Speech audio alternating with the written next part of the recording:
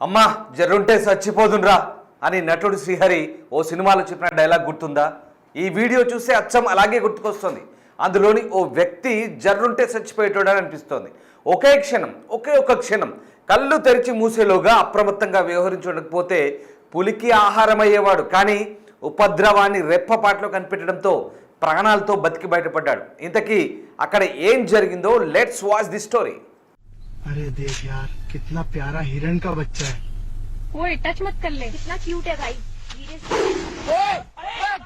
अरे बच्चा, रिवर्स करो, रिवर्स करो। अरे उसको खींच गया।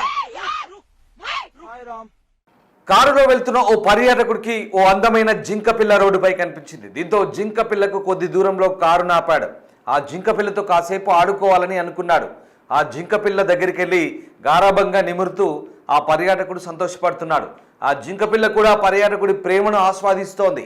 కానీ ఇంతలో జింక పిల్ల ఉపద్రవాన్ని పసిగట్టింది. రెప్పపాట్లో అక్కడి నుంచి మాయమైపోయింది.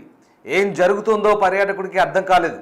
జింక పిల్ల ఎక్కడికి వెళ్ళిందోనని పర్యాటకుడు చూసేలోగా ఆకలితో ఉన్న ఓ పులి అమాంతం ఒక్కసారిగా మీద పడ్డంత పనైంది. వెంటనే పర్యాటకుడు పులి నుంచి తప్పించుకొని 4 అడుగులు వెనక్కి వెళ్ళాడు.